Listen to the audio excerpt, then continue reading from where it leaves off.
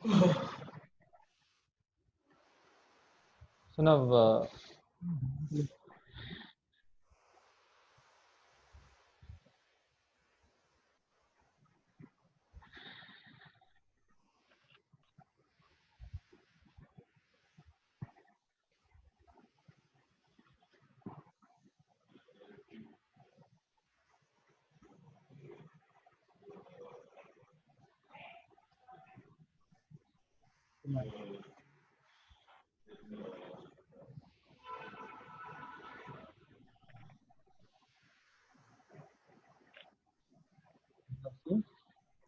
conductor is moving,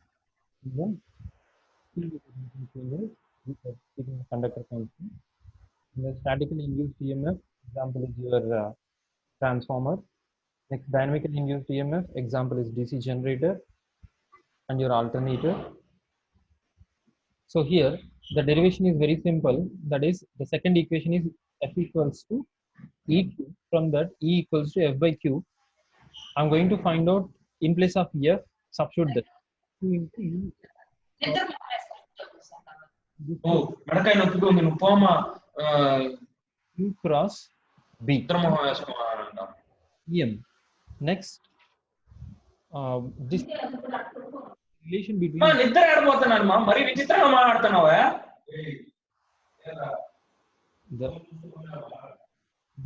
related with the electric field intensity like this. That is integral form of V and E relation.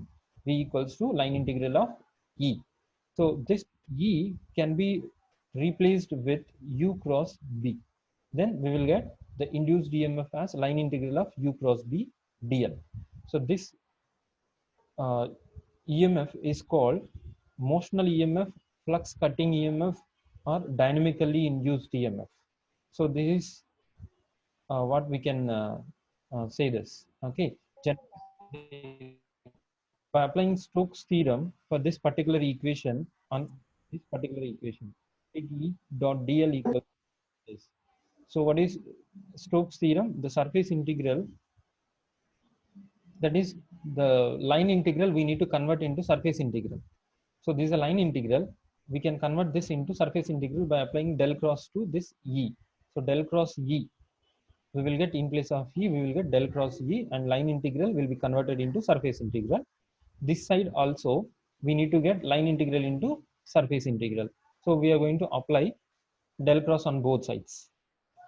So this is the equation we got.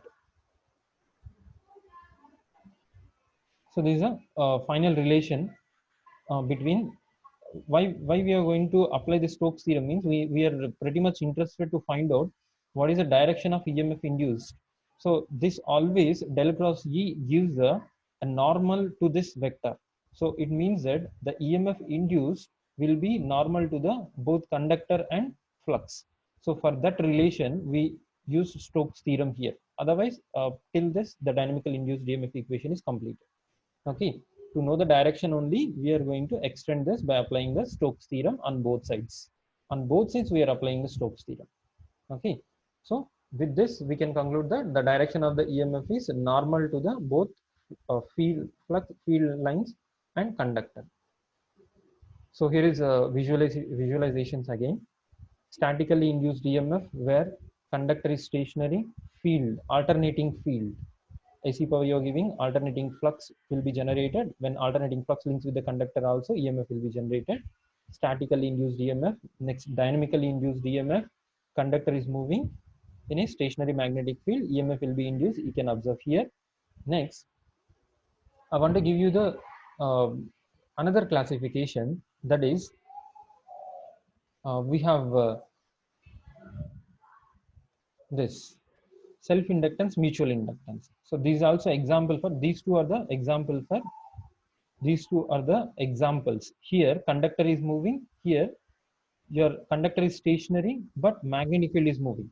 So this principle will work in DC generator and this principle will work in alternator, three-phase alternators. So this is what you need to remember in machines also. Next, mutual, that is self-induced EMF, mutual induced EMF. So this is self-induced EMF and this is mutual induced EMF. these two comes under static induced EMF, because in these three diagrams, this one transformer and this three comes under statically induced EMF, and these two comes under dynamically induced EMF. So these are all the combinations which we will come across in our machines. So you need to remember all these combinations. Self-induced EMF, that is flux linking with the conductor itself, that is mutual induced EMF. Here we are giving the supply, and here it is inducing. That's why meter is showing the induced EMF. These two are same. This is one way of representation. This is other way of representation. Mutual induced EMF. So this is moving, and here field we are making it to alternate, either like this or like this. So next, displacement current. This derivation is also very simple. So let us take our fourth equation, that is your Ampere circuital law, del cross H equals to J. So I'm taking this equation.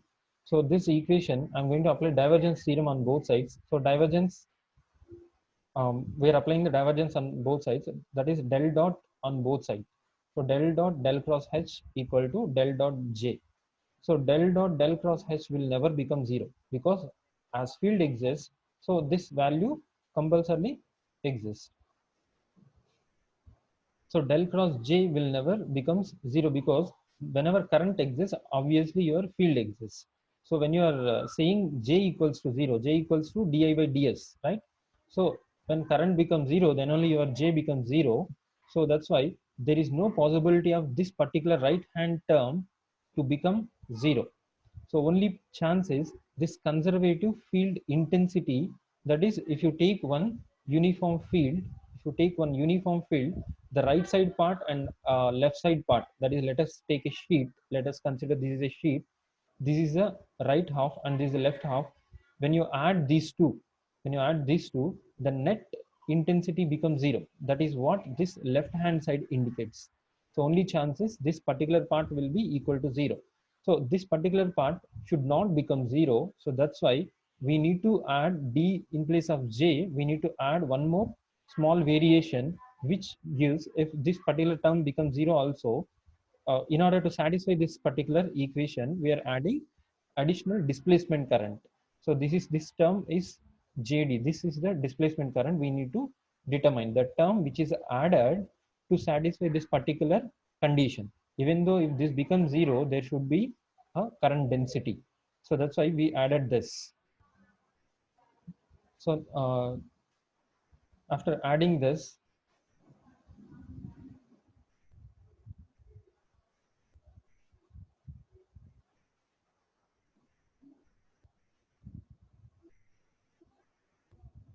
again, now again apply the divergence on both sides, that is del dot as like previous.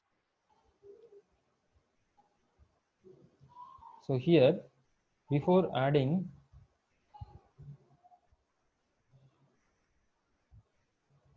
plus JD, we apply the divergence, and we concluded that the right hand side part will never become 0. So in order to satisfy this, we added one JD term, and again we are applying the divergence on both sides. That is what we are doing, just only two steps. First apply the divergence, and this will never become 0. So that's why we are adding this. Now you can go for the assumptions, that is del dot del cross H becomes 0. Now this becomes 0, this conservative magnetic field. Then del J equals to minus del JD. So like this. So del cross J, I can write it as rho, that is dou rho V by dou T. Next, this is the point form of your Gauss law.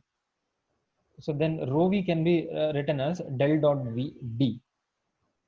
Then after that, by rearranging this del dot, that is del operator on dou D by dou T, we will get finally del dot, that is divergence of J equals to divergence of rate of change of flux density, electric flux density. So from this part can be replaced by this part. It means that del cross JD equals to del dot, sorry, del dot jd equals to del dot dou d by dou t. So now this becomes jd equals to dou d by dou t. So this particular equation is known as displacement current density. J means current density, d means displacement current density, given by it can be calculated by applying rate of change of your electric flux density. So this JD we are going to substitute in the considered equation, that is del cross H equals to J plus JD. So this is called change in the Maxwell's equation.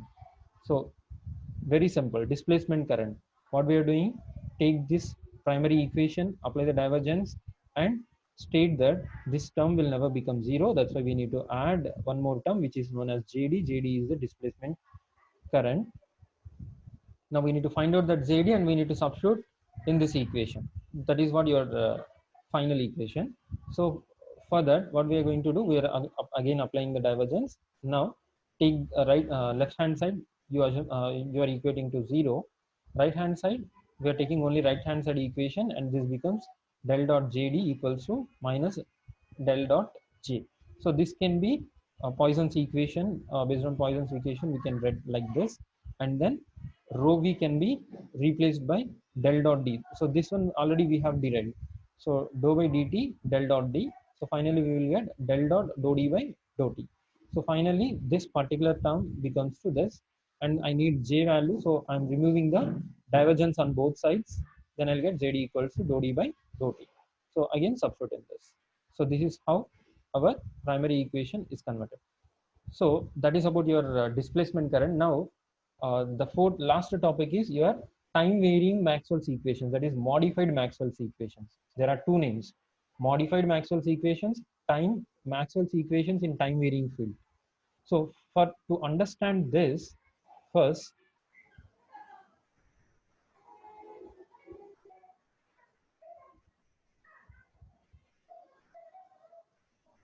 to understand this, first we need to go for the actual Maxwell's equation 1, 2, 3, 4, which we have already derived all these four, that is differential form, integral form.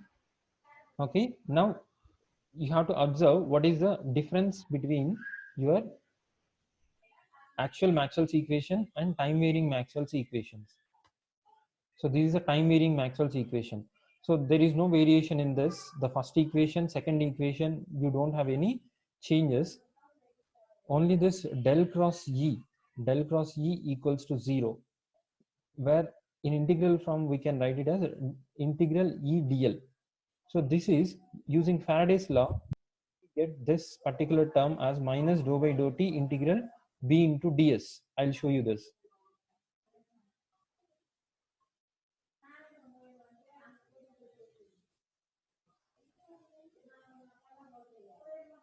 See, here the line integral of E dl, we got minus d by dt of surface integral of b.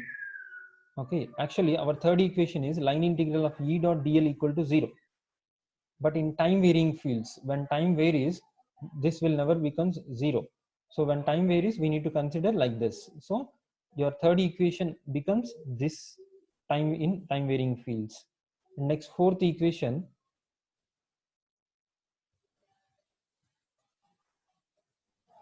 So this is your fourth equation. So we converted this fourth equation into this in time varying field. So where JD equals to this. This is a modified fourth equation. So likewise, here you can observe del cross E. This is the third equation and this is the fourth equation. So here is the modification, minus dou b by dt in differential form, integral form, and this is differential form and this is integral form. So this is all about your the first half of the session. So this is all for Monday. We will complete the 15th. So I'll share you this PPT to you. Okay, everything terms and everything are same as in my material. You can cross check your material. Okay, I'll share this material to you once again. So in the next class, we will discuss about the wave equations completely. So this is a very small topic. Here you have only two topics. One is the pointing theorem, another one is wave equations. So only two concepts, but we have more terminologies in this. So with that, our syllabus will gets completed. So this is all about the today's session. So anybody is having any doubts, so you can call me and you can message me. Okay. So thank you for attending the session. Stay safe at home.